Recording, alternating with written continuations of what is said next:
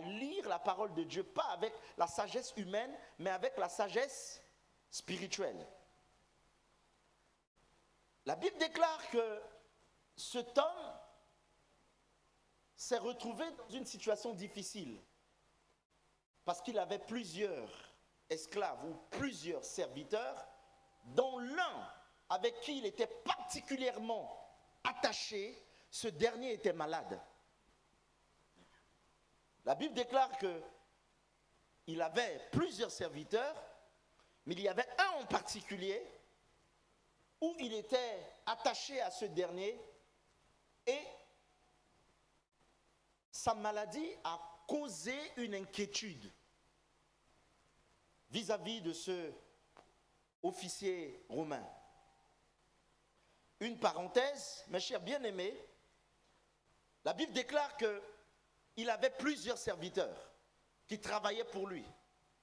Mais il y avait un en particulier avec qui son cœur était attaché.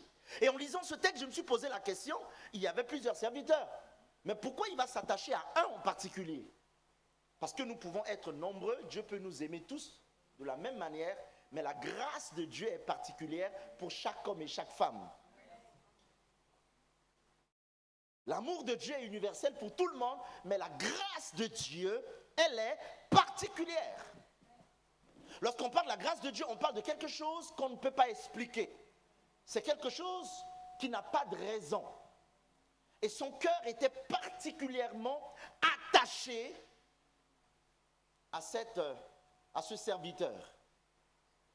Vous pouvez avoir plusieurs enfants dans une famille, mais vous allez vous rendre compte que votre cœur peut être attaché à un enfant particulier. Ceux qui sont des parents, ils savent de quoi je parle. Vous aimez tous vos enfants, ce n'est pas que vous n'aimez pas l'un ou vous détestez l'autre. Vous les aimez tous, mais vous allez vous rendre compte qu'il peut y avoir des enfants où votre cœur va être, vous allez avoir un attachement particulier avec cet enfant. Et ce que vous devez comprendre, mes chers bien-aimés, tu peux avoir plusieurs enfants, mais il y a une relation particulière avec chaque enfant. Nous sommes tous ici nombreux à l'espace vie chrétienne, mais j'ai une relation particulière avec chaque personne. Ce n'est pas que j'aime les autres plus que ce que j'ai dit, je l'ai dit il y a quelques années, et puis dès qu'on a terminé le culte, les gens disent « Ah, le pasteur a dit qu'il déteste les autres !» Non, non, non. Je n'ai pas dit ça, je n'ai jamais dit ça et je ne dirai jamais ça. Comment le pasteur peut dire qu'il déteste certaines personnes dans l'église? Non, je n'ai jamais dit ça. J'ai dit qu'en tant que père, tu peux avoir plusieurs enfants, mais tu as un attachement particulier pour certaines personnes. Il y a des sujets que je peux discuter avec certaines personnes, il y a des sujets que je ne peux pas discuter avec certaines personnes. Est-ce que je dis vrai ou faux? Alléluia. Parce qu'on n'a pas tous les mêmes niveaux de maturité. On n'a pas tous les mêmes niveaux de compréhension. Alléluia. Mais cet homme, au milieu de tous ses serviteurs, il avait un attachement particulier avec celui qui était tombé malade. Je ne sais pas pour quelle raison, je ne connais pas la raison de cet attachement particulier avec ce serviteur, mais je suis sûr et certain qu'il a su toucher le cœur de son maître, de ce centenier. Il y a bien une raison qui l'a amené à s'attacher d'une manière particulière à cet homme.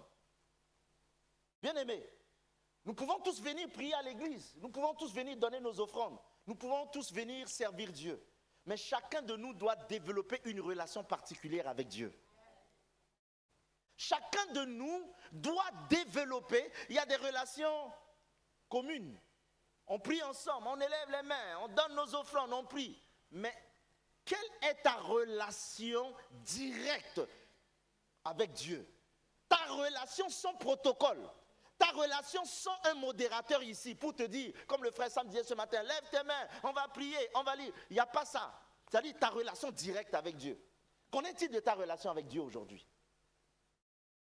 Il y a des gens, les seules fois dans la semaine, ils lisent un mot de la Bible, c'est quand ils sont à l'église. Déjà même, pour venir à l'église avec une Bible, c'est compliqué. Donc ils attendent. Quand le pasteur donne un verset, tout le monde croise les bras, on attend. Et quand on projette, on lit. Tu rentres à la maison, de toute la semaine, tu n'as même pas lu un seul mot de la parole de Dieu. Tu n'as même pas parlé à ton Père, celui que tu appelles Dieu. Donc la seule occasion où tu te connectes à Dieu, c'est quand tu viens à l'église. Comment veux-tu avoir une relation avec le Seigneur? Est-ce que le volume est bon? Merci.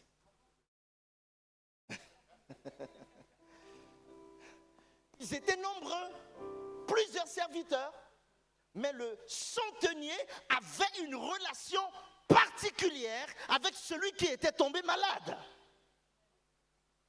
Donc notre relation avec Dieu ne doit pas simplement se limiter à venir à l'église, on élève les mains, on prie, on acclame, on s'agenouille, on dort par terre, on se réveille. Non. Mais qu'est-ce que tu fais de ta foi?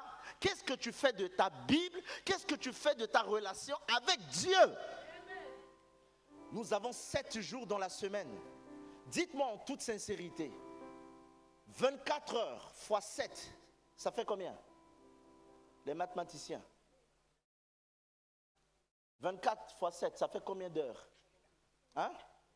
168 heures dans la semaine. 168 heures dans la semaine du lundi au dimanche. Combien de temps tu as passé sur ton téléphone? Je n'ai pas besoin de réponse, mais tu le sais. Pour ceux qui ont iPhone, il suffit que je prenne ton téléphone. Le téléphone me fera un rapport de combien de temps tu as passé par jour. Peut-être 8 heures, peut-être 5 heures, peut-être 4 heures par jour sur ton téléphone. Combien de temps tu as passé au travail, sur Netflix, et combien de temps tu as passé avec Jésus? Combien de temps tu étais dans sa présence pour dire Seigneur, me voici, j'ai besoin de te connaître, aide-moi à grandir, je veux t'aimer. C'est comme tu aimes une personne mais tu n'es jamais là. Tu n'es jamais là. Tu te maries avec une femme fantôme, avec un mari fantôme. Tu ne le vois jamais à la maison. Et seulement dehors, il te fait coucou chérie, je t'aime bébé, je t'aime. Mais il n'a jamais été là.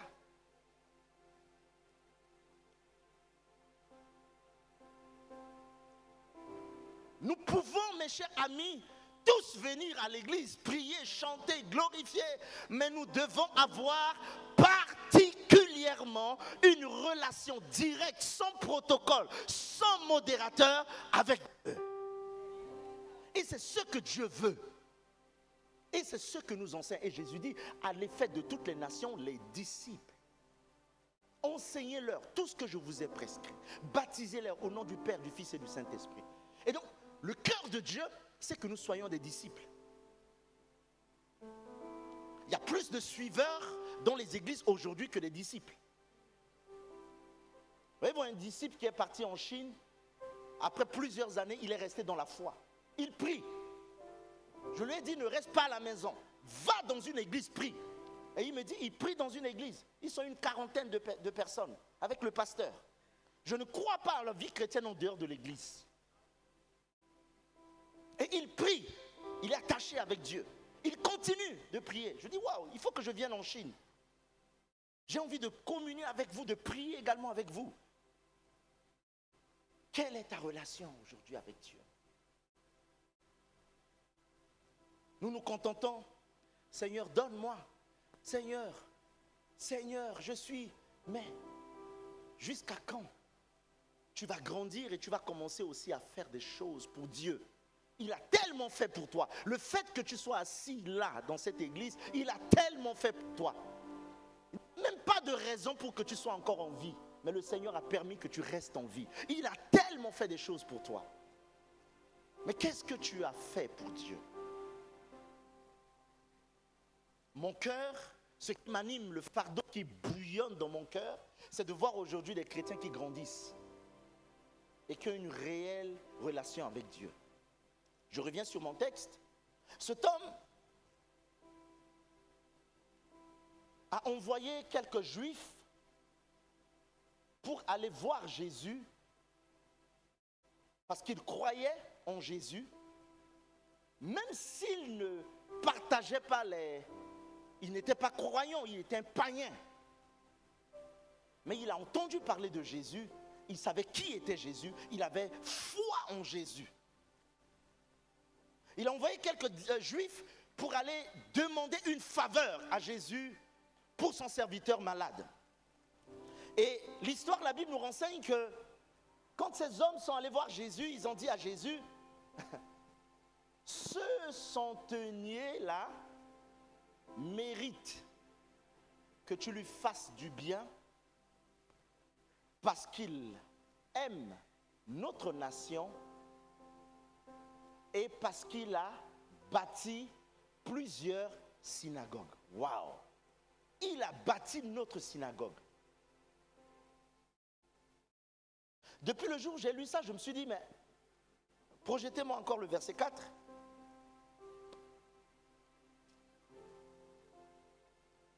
Le verset 4.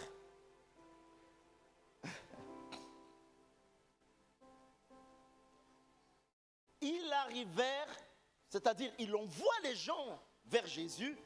Ils arrivèrent, ces personnes, auprès de Jésus, le supplièrent avec instance, disant, il mérite que tu lui accordes cela. La question que je me pose, quand il dit il mérite, ça veut dire que certaines choses ne se méritent pas. Donc il y a des choses qui se méritent, il y a des choses qui ne se méritent pas. Il y a des bénédictions qui se méritent, il y a des bénédictions qui ne se méritent pas. Ce n'est pas moi qui le dis, c'est écrit noir sur blanc. Le salut, tu n'as pas mérité pour être sauvé. Qui de nous ici a mérité le salut? Personne. Mais Christ est monté à la croix, malgré nos imperfections, nos péchés, nos défauts. Jésus a tout accompli parce qu'il nous aimait et parce qu'il avait un plan pour notre vie avant même que le monde ne soit créé. Il nous avait déjà prédestinés pour la gloire de son nom. Il nous a sauvés. C'est quelque chose qu'on ne mérite pas. Mais il y a certaines bénédictions, la Bible dit il mérite. Donc si certaines bénédictions se méritent, certaines bénédictions ne se méritent pas. Pourquoi? Parce qu'il aime notre nation. Cet homme avait deux choses qui avaient amené ces Juifs à s'en souvenir. Ils se sont souvenus de lui à cause de deux choses. Il aime notre nation. Il avait un amour particulier pour les Juifs. Pendant cette époque, la relation entre les Romains et les Juifs n'était pas cordiale. Il y avait des tensions entre les Romains et les Juifs. Mais cet homme avait un amour particulier pour les Juifs, même s'ils ne croyaient pas. Moi, j'ai déjà vu quelqu'un comme ça, qui ne va jamais à l'église, qui ne prie pas. Il envoie son offrande, il dit, prenez cette offrande, allez donner à l'église. Quand on a commencé à faire les travaux de ce chantier, j'ai eu des devis de jusqu'à 1 million pour les travaux. Le plus cher, c'était un devis d'1 million et le moins cher, c'était 300 000 euros. Plaquiste, plafond, tout ce que vous voyez. Et un jour, j'étais en train de marcher dans la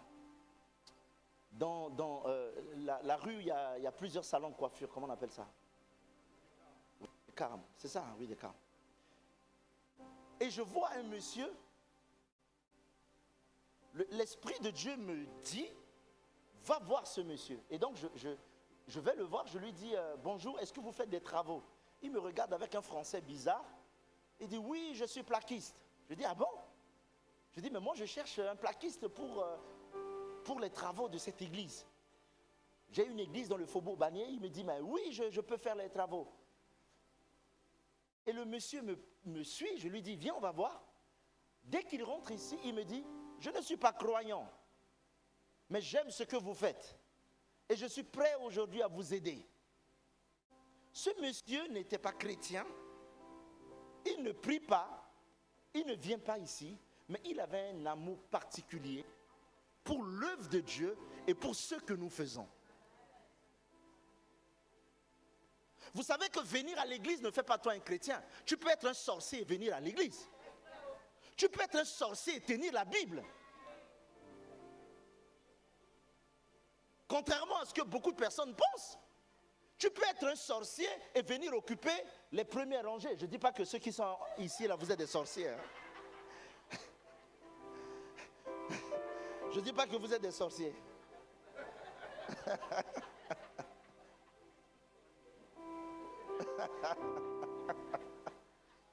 Alléluia. Cet homme, oh, vous partez où?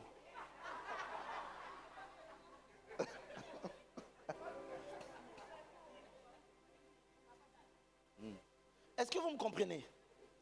Donc, la parole de Dieu dit que cet homme n'était pas juif, mais il avait un amour particulier pour les juifs.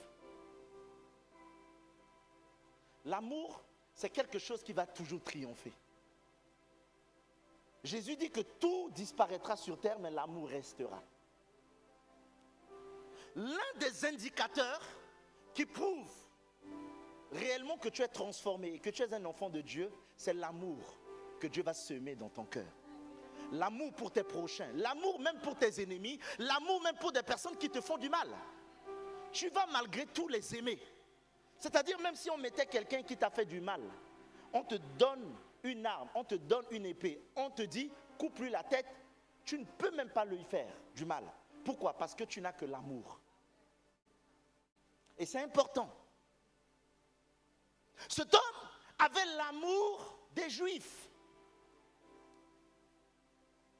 Nous nous disons enfants de Dieu, mais en nous il n'y a pas l'amour. Ou soi-disant un amour semblant, un amour avec intérêt. Il y a des amours semblants. C'est-à-dire quand quelqu'un t'approche, c'est pour quelque chose. Regardez tous ceux qui sont les politiciens là. Quand le parti est au pouvoir, tout le monde est là. Dès qu'ils ne sont plus au pouvoir, les gens qui étaient là, ils disparaissent, ils vont aller chercher d'autres encore. Ah, mon excellence, il n'y a que vous. On soutient le chef de l'État, on est là pour aider. Mais le jour où le chef de l'État tombe là, ils vont aller chercher là où... En fait, c'est comme une lumière qui s'est allumée et puis les insectes attirent les gens. Voyez-vous, ça marche comme ça. Mais cet homme avait un amour particulier pour les Juifs. Il a su toucher le cœur des Juifs à cause de l'amour qu'il avait particulièrement pour eux. Il ne venait jamais prier. Il n'allait jamais dans les synagogues, mais il avait un amour particulier pour les choses de Dieu. Il avait le respect, la révérence, il avait de la considération pour les choses de Dieu. Et la Bible déclare, ça c'est l'un de mes versets préférés qui parle de l'amour, Corinthiens chapitre 13, verset 4. C'est beau de réciter ça, mais est-ce qu'on le pratique? 1 Corinthiens 13, 4. On aime lire ce verset. 1 Corinthiens 13, 4. Et quand je distribuerai tous mes biens pour la nourriture des pauvres, et quand je livrerai même mon corps pour être brûlé, mais si je n'ai pas l'amour, cela ne sert à rien. Cela ne sert à rien. L'amour est patient. Il est plein de bonté. L'amour n'est pas envieux. L'amour ne se vante pas. Il ne s'enfle pas d'orgueil. Il ne fait rien de malhonnête. Il ne cherche pas son propre intérêt. On vous connaît, vous qui cherchez sans cesse l'intérêt là. Il ne s'irrite pas. Waouh! L'amour ne s'irrite pas. Il ne soupçonne pas le mal. Ceux qui voient le diable partout. ils voient Satan partout. Même dans leur propre poche, ils voient le diable. Il ne se réjouit pas de l'injustice, mais il se réjouit de la vérité. L'amour pardonne tout, il croit tout, et il espère tout, il supporte tout. L'amour ne meurt jamais. Les prophéties disparaîtront, les langues cesseront, la connaissance disparaîtra. Mais s'il y a quelque chose qui ne disparaîtra jamais, c'est l'amour. Et la Bible dit que cet homme avait un amour particulier pour les Juifs. Son amour pour les Juifs, en tant que officier romain, il avait un amour particulier. Même si les relations n'étaient pas cordiales, mais cet homme avait beaucoup d'amour pour les Juifs.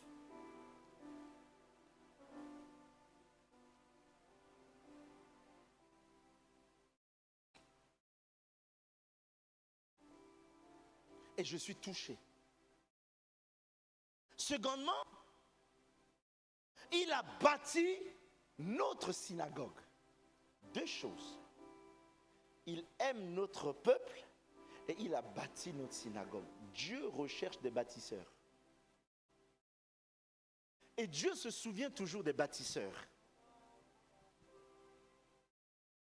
La question que je me pose, est-ce que tu es un bâtisseur? Il a bâti notre synagogue.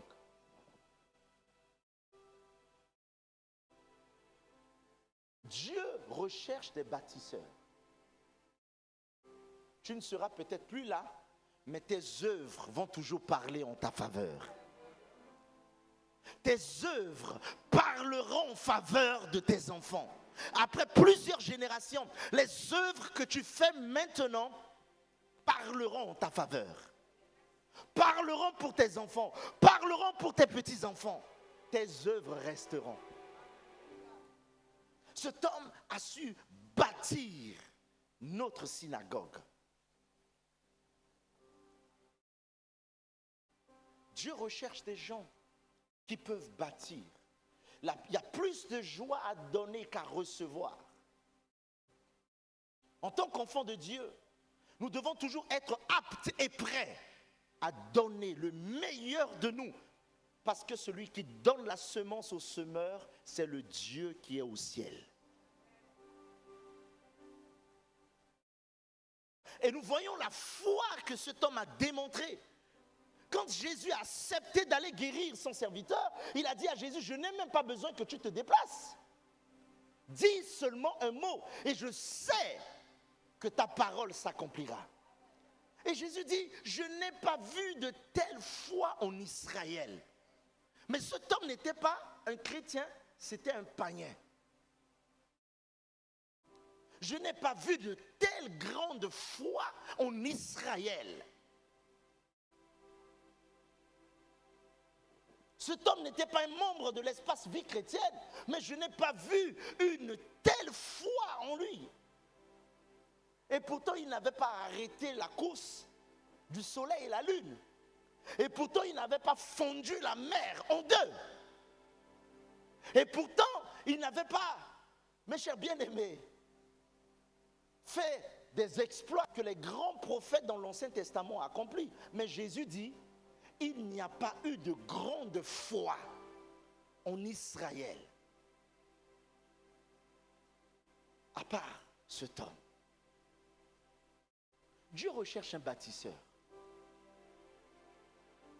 Aujourd'hui, avec les dérives, avec tout ce que nous voyons, nous assistons, je me rends compte que le cœur des enfants de Dieu sont de plus en plus incrédules quand il s'agit de semer ou de donner pour soutenir l'œuvre de Dieu. Nous voyons et nous savons que l'évangile que nous prêchons est gratuit. Mais quand il s'agit de soutenir l'œuvre de Dieu, mes chers bien-aimés, regardez cette salle. Toutes les personnes, quand ils rentrent ici, disent, vous avez une belle salle. Mais pour que nous puissions construire cette salle, il y a des personnes qui se sont sacrifiées. Des gens ont sacrifié des nuits de sommeil. Des gens ont sacrifié des salaires. Ils ont sacrifié leur économie. J'ai vu des gens donner le meilleur d'eux pour que nous puissions bâtir ce temple. Aujourd'hui, vous et moi, nous sommes assis là. Il y a des personnes qui ont sacrifié des choses. Jésus était particulièrement touché par la générosité de cet homme. Deux choses ont marqué Jésus: l'amour et la générosité. Le véritable amour, c'est ce qui nous amène, mes chers bien-aimés, à donner. Et vous savez, au temps où nous sommes, si tu n'as pas la foi, tu ne peux pas donner pour Dieu. Parce que c'est la foi qui va te permettre de semer. Parce que tu sais que tu sèmes sur une terre fertile. Et l'œuvre de Dieu aujourd'hui souffre à cause de notre incrédulité, à notre incapacité de pouvoir soutenir l'œuvre de Dieu. La plupart des pasteurs, des hommes de Dieu aujourd'hui, sont obligés d'aller travailler pour gagner leur vie. Alors qu'au temps normal, nous lisons dans la Bible, les Lévites, il y a 12 tribus d'Israël. Ceux qui étaient appelés des Lévites comme les prêtres, leur appel était de servir Dieu en plein temps, dans le sacerdoce. Mais puisque nous ne sommes pas en capacité de les soutenir, ils sont obligés d'aller gagner leur vie, d'aller travailler. Parce qu'on regarde dans la Bible, vous lisez la Bible, vous croyez à la Bible. Les Lévites, ils n'avaient pas eu part à l'héritage. Quand les territoires ont été partagés dans les 12 tribus d'Israël, Ruben, Siméon, Benjamin, toutes les tribus, les Lévites n'ont rien eu. Le Seigneur dit, votre part, c'est le sacerdoce, c'est le temple, c'est l'église. Vous, votre vie, vous serez à l'église, 24 heures sur 24 heures, vous allez servir là-bas. C'est le modèle catholique que nos bien-aimés appliquent, où ils sont au service de Dieu. Ils ont fait la vocation, l'engagement de servir Dieu pendant toute leur vie.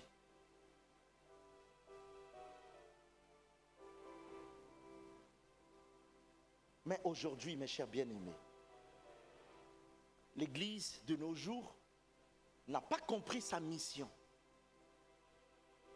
Nous avons perdu cette notion de générosité, de soutenir et de voir l'œuvre de Dieu prospérer. Alors que cette mission ne devrait même pas s'arrêter simplement à Orléans, ni à Fleury-les-Aubrais. L'espace vie chrétienne doit aller, comme Jésus l'a dit conformément dans sa parole, aller partout dans toutes les nations en Asie, toutes les nations en Europe, toutes les nations en Amérique, toutes les nations en Afrique. Faire des disciples. Mais pour aller dans toutes les nations, tu ne peux pas marcher d'ici aller jusqu'en Chine. Tu ne peux pas quitter Orléans, marcher à pied jusqu'en Afrique. Tu es obligé de te déplacer, tu es obligé d'avoir un minimum pour annoncer l'évangile. Cet homme ne connaissait pas Dieu. Mais il avait un amour particulier. Et non seulement il avait la générosité. La différence entre les musulmans et les chrétiens, un musulman, il connaît le principe du donner et du recevoir. Le principe du sacrifice. Je me rappelle, j'étais en Afrique, au Bénin, le propriétaire de la maison où j'étais locataire, à chaque fois, il savait que j'étais pasteur. C'est un musulman, mais un fond, 100% musulman.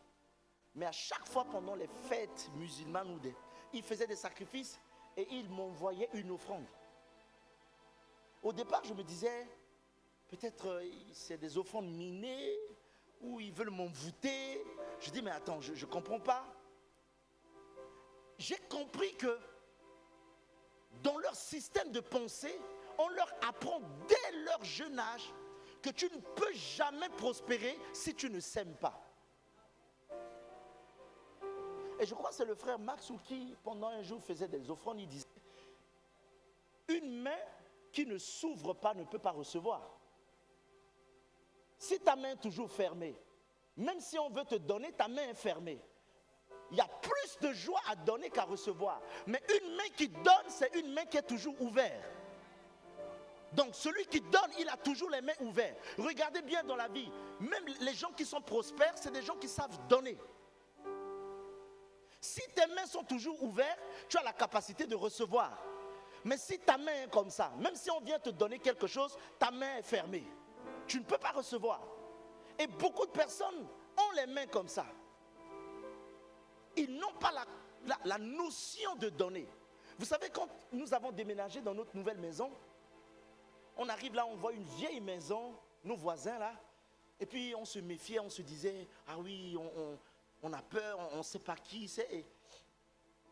Et parmi des gens qui habitent dans cette maison, il y a un garçon que je cherche d'ailleurs à amener à l'église, qui me touche particulièrement.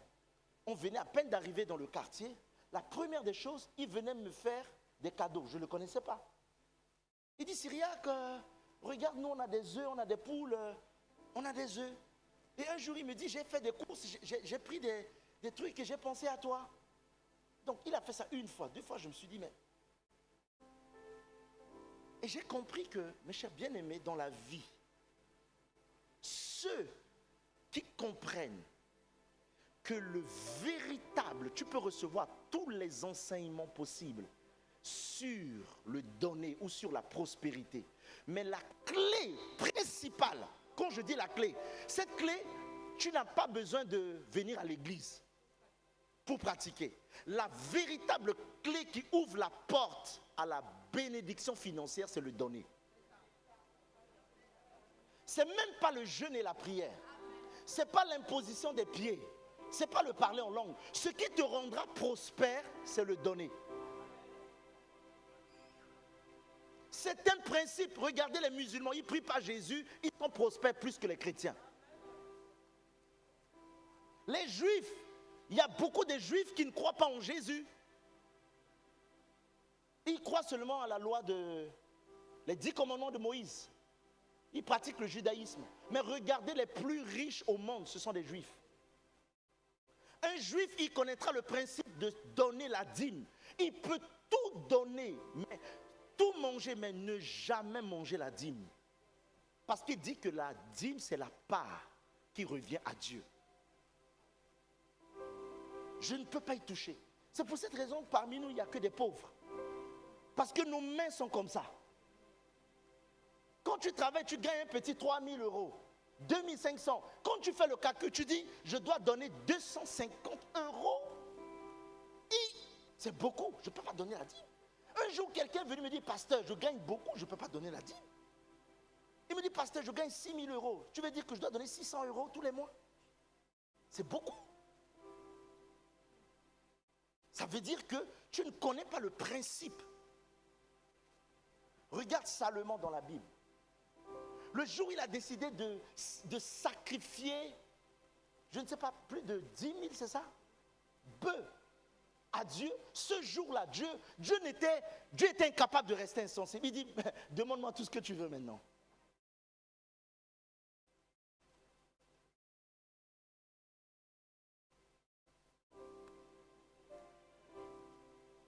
La peur de manquer. Si je donne, demain, qu'est-ce que je vais faire?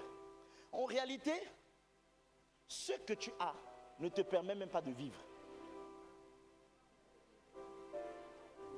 C'est pour ça que tu as besoin d'un miracle. Tous les mois, ce que tu as ne te permet pas de vivre.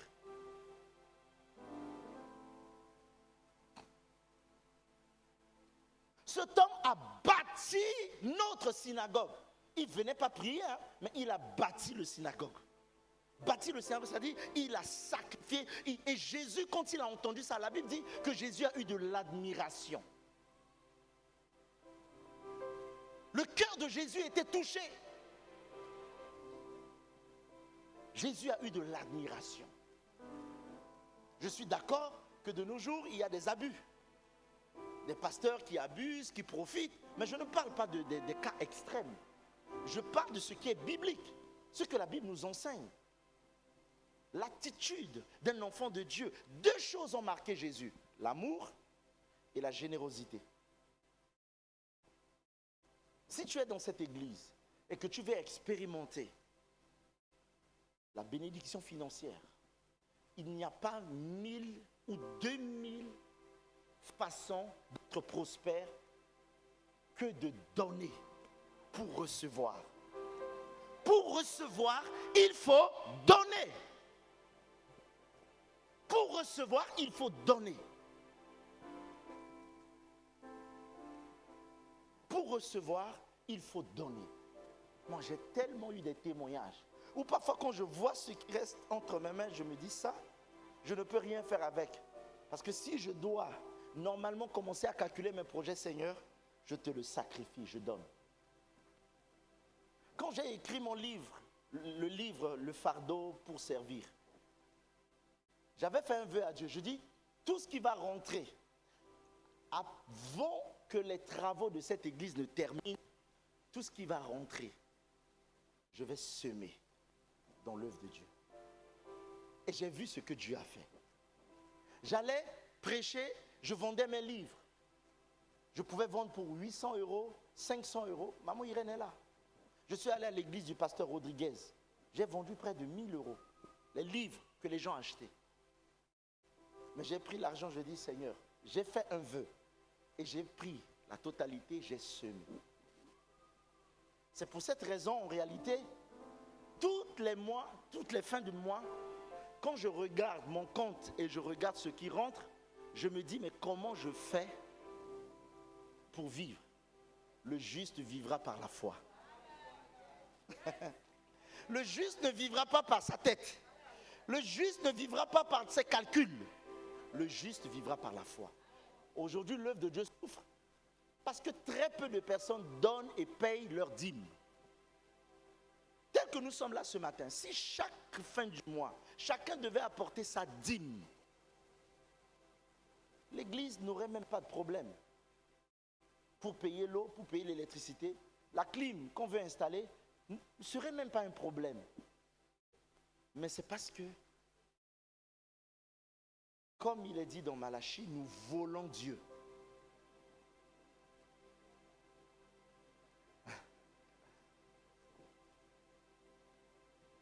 Est-ce qu'on peut lire Malachie? Projetez-moi. Et je vais terminer par là.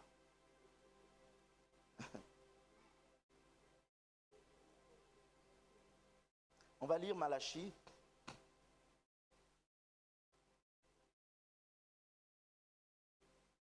Chapitre 3, verset 10. Cet homme avait un amour particulier pour Dieu. La reconnaissance. Vous savez, quand on donne nos dîmes et nos offrandes, c'est une reconnaissance. Ce garçon, il a témoigné parce que quand il devait se marier en tant qu'étudiant, à l'époque, il n'avait rien. Et l'église s'est engagée. Je lui ai dit, on va faire ce mariage. L'argent ne doit pas être un problème pour ce mariage. On doit le faire. C'est pour cette raison, les mariages, ceux qui veulent vous marier là, vous voulez même avoir des enfants, semez dans d'autres mariages. C'est-à-dire quand vous apprenez, vous entendez qu'il y a un frère, une soeur qui veut se marier à l'église, je vous donne les clés. Sème dans ce mariage. Fais un cadeau. Donne quelque chose. Bénis ce mariage. Parce qu'en semant dans ce mariage, le Seigneur va se souvenir de toi. La sœur Armande avait donné un témoignage. Elle priait pendant plusieurs années et voulait un enfant. Et elle avait, quand une sœur à l'église ici avait eu un enfant, le Seigneur lui avait mis à cœur de semer dans la vie de cet enfant. Ce sont des actes prophétiques. Elle priait pendant des années, elle dit, Seigneur, donne-moi un enfant, ça ne venait pas.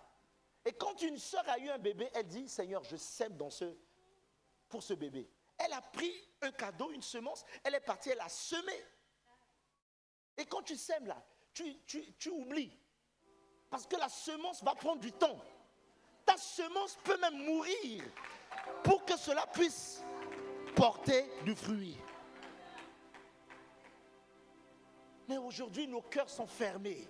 Regardez, apportez toutes les dîmes à la maison du trésor afin qu'il y ait la nourriture dans la maison. Mettez-moi ainsi à l'épreuve, dit l'Éternel, le maître de l'univers, et vous verrez si je n'ouvre pas pour vous les écluses des cieux. Si je ne déverse pas sur vous la bénédiction en abondance. Donner sa dîme, c'est mettre Dieu à l'épreuve. Donc quand tu t'assois et tu commences à regarder, je dois payer le loyer, je dois payer mon téléphone, je dois aller à la fête foraine, je dois acheter mon parfum, je dois acheter ci. Et tu dis, mais attends, si je donne ma dîme, c'est fini. Et au final, tu dis, je ne fais rien. Regarde, le verset qui vient juste avant, remonte encore au verset 8. Un homme peut-il tromper Dieu? En effet, vous me trompez et vous dites, en quoi t'avons-nous trompé? Dans la dîme et dans les offrandes. Il y a une version qui dit, vous avez la version semeur là-bas, version semeur. On parle de tromperie ici, mais une autre version, le mot est peut-être fort. C'est bon la version, lui second version semeur. C'est bon Emmanuel?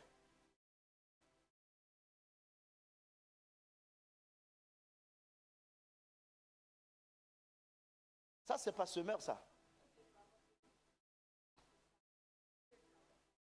Un homme peut-il voler Dieu? Pourtant vous me volez. Et puis vous demandez en quoi t'avons-nous donc volé. Lorsque vous retenez vos offrandes et vos dîmes.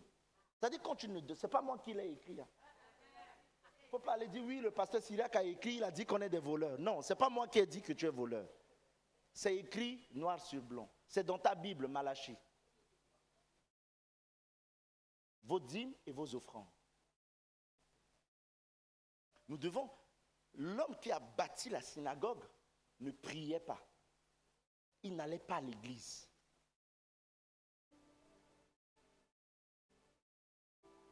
Mais il a su toucher le cœur de Dieu. Il a apporté ce qui permettait à plusieurs juifs d'aller prier. Vous savez ce qu'on appelle bâtir un temple à Dieu? Bâtir un temple à Dieu. Il a construit un temple à Dieu. Et le Seigneur s'en souviendra. Apportez dans la maison du trésor vos dîmes et vos offrandes. Je l'ai expérimenté. Chaque jour de ma vie, je suis un témoignage de ce que Dieu fait. C'est pour cette raison que nous devons apprendre à semer.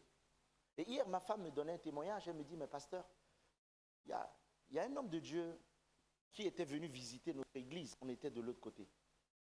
Et quand elle était en Centrafrique récemment, et cet homme de Dieu était là, l'a soutenu, il a été là pendant tout son séjour. Ils ont travaillé, ils ont organisé la conférence, et malheureusement, il y a quelques jours, son église a pris feu. Instruments, tout, chaises, calcinées. Et elle me dit, mais mon cœur saigne. Et je me disais, mais oui, on a des problèmes, on veut installer notre clim. Mais je me dis, mes chers bien-aimés, le véritable amour, c'est lorsque parfois tu t'oublies, toi, et que tu penses aux autres.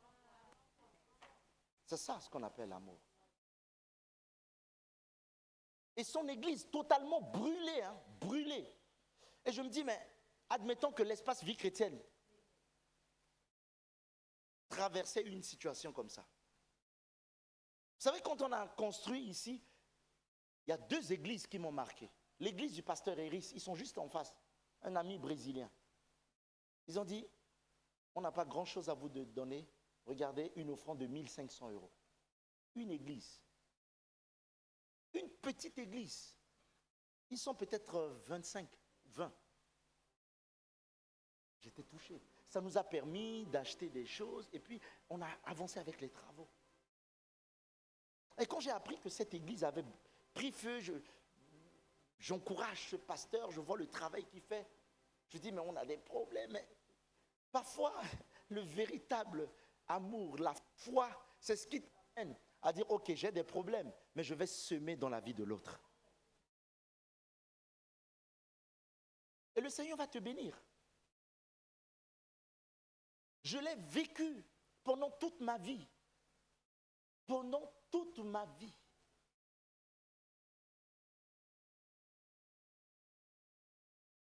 Donc quand je dois semer ou je dois donner, je ne cherche même pas à calculer combien j'ai.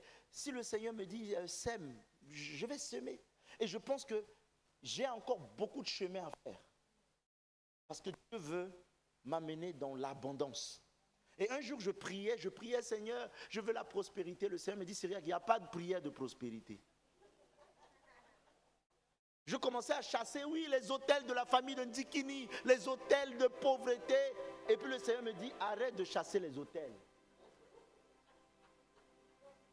Donne seulement et tu vas voir. Arrête. Si tu veux recevoir, à partir de maintenant, commence à donner. Commence à semer dans la vie des autres. Commence à semer dans l'œuvre de Dieu. Et tu verras, il n'y a même pas de prière, il n'y a même pas de démons à chasser. Les musulmans, là, ils n'ont même pas Jésus. Ils donnent, ils font des sacrifices. Les musulmans, ils font des sacrifices. Dites-moi, est-ce qu'ils ont Jésus? Les juifs, là, la plupart, ils ne prient même pas Jésus. Mais ils sont prospères. C'est une loi. Quand on parle de loi, c'est un principe. Donc un principe qu'on ne peut pas changer. C'est ce que la Bible dit. C'est un principe divin. Si l'Église aujourd'hui veut atteindre un niveau de prospérité, il faut que l'Église apprenne à donner. L'Église va apprendre à donner. Vous savez, un jour, quelqu'un est venu me voir pour me dire, pasteur, j'ai faim. J'ai besoin que tu pries pour moi. Et puis, j'ai commencé à prier. Je dis, Seigneur, je prie. Et puis, à un moment donné, quelque chose me dit, mais arrête de prier. Si tu peux lui donner à manger. Et puis, je n'ai même pas terminé la prière. J'ai dit, Amen. Frère, je lui ai donné. J'ai été une réponse. J'ai été une réponse à une prière. Ce n'est même pas question de dire, oh Seigneur, je prie que son ventre soit rassasié au nom de Jésus, qu'il soit rempli. Quelle prière va remplir le ventre de quelqu'un? Quelle prière va remplir le ventre de quelqu'un? Il ne faut pas fatiguer Dieu, hein?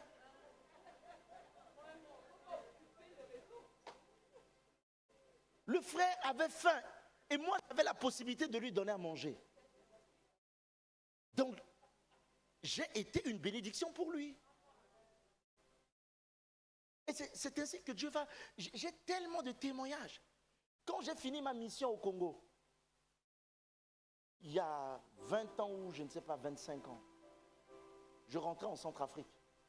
Je m'attendais, Seigneur, bénis-moi. J'ai prêché pendant 7 mois. J'ai fait mes calculs. Seigneur va me bénir. Je vais rentrer avec beaucoup d'argent, avec une voiture. Et je suis rentré les mains vides.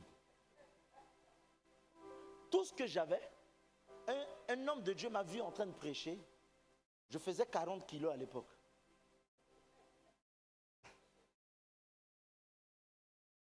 Il a pris tous ses costumes. Il dit, le Seigneur m'a mis à cœur, tous mes costumes, je ne dois plus les porter, je dois s'aimer. Donc il a pris tout, j'avais peut-être 20 ou 30 costumes. Il dit, le Seigneur lui a dit, vous vous rendez compte? Et c'est un homme de Dieu qui aimait s'habiller. Même sa femme le trouvait bizarre. Il dit, attends, tu vides tant. Ce que je vous dis, c'est vrai. Hein? Il a vidé, il a pris tous ses costumes. Donc je suis rentré avec 4 ou 5 valises. Et puis il m'a payé un billet d'avion. La première fois que je suis monté dans l'avion de ma vie, c'est quand je suis allé prêcher l'évangile. Il me dit, Dieu m'a dit que je dois te payer un billet d'avion. Et je dois te donner tous mes costumes.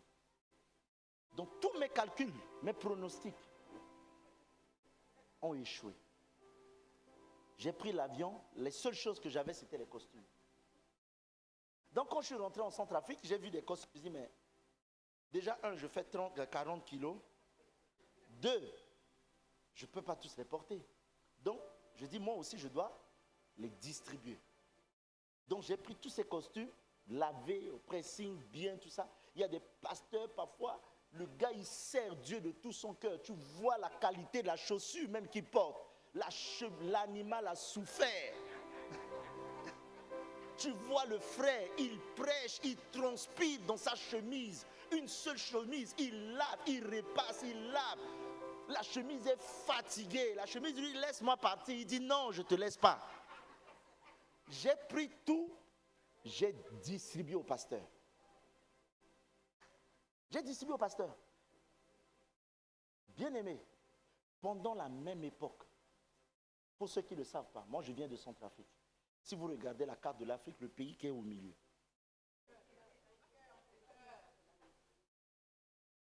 L'un des pays les plus pauvres. À l'époque, 37 mois d'arriéré. C'est-à-dire, pendant 37 mois, les fonctionnaires n'étaient pas payés. Il y avait la galère. 37 mois. Toi, parfois, ton virement tarde de 1 jour. Tu commences déjà à bouder. Tu commences à en faire problème. 37 mois. Comment tu peux continuer d'aller travailler pendant 37 mois, tu n'es pas payé? Est-ce que tu peux faire ça? Dis à ton voisin, est-ce que tu peux faire ça? Et 37 mois, les fonctionnaires allaient travailler 37 mois, arriérés, pas payés. Et les gens travaillaient comme ça. Donc, c'est pour vous dire à quel niveau il y avait la crise. Mais, ça va vous dépasser. Il y avait la crise dehors, mais l'église était prospère. Parce qu'à l'église, les gens ont compris qu'on ne peut pas se contenter du salaire. Donc, les gens donnaient. Et la plupart de nos pasteurs, nos papas, ce n'est pas comme pasteur Syria qui va travailler. Hein. Ils sont au service de l'église 100%. Nourris, blanchis par l'église. Et ils servent Dieu. Et donc, quand j'ai tout donné, pendant la même période, et c'était la première fois de ma vie où j'ai rencontré un président de la République.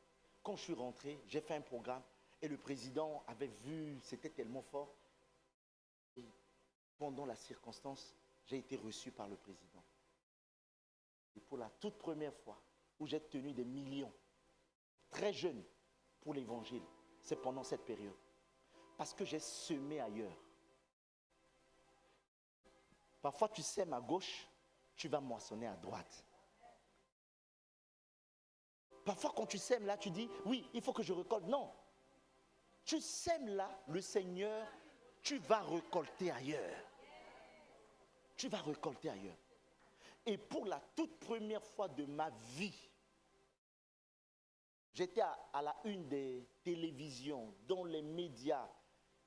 La première fois de ma vie où j'ai compté des millions comme ça. C'est pendant cette période où il y avait la souffrance. Et quand j'ai vu ça, je dis, Seigneur, tu fais des choses au-delà de ce que nous pouvons croire et imaginer. Si nous voulons être prospères, une église prospère, apprenons à donner. Que Dieu bénisse sa parole. Vous savez, pour ceux qui me connaissent, je finis rarement des messages sans prier. Quand je finis toujours, je prie. Mais pour ça, là, il n'y a pas de prière. Je n'ai pas de prière à faire. Parce que j'ai été clair. Et quand je finis souvent, je dis on va prier, on va demander, Esprit de Dieu, viens. On chasse les autels, les démons. Il n'y a pas de démons à chasser. La seule chose que tu dois faire pour que Dieu se souvienne de toi, c'est donner. Que Dieu bénisse ta parole.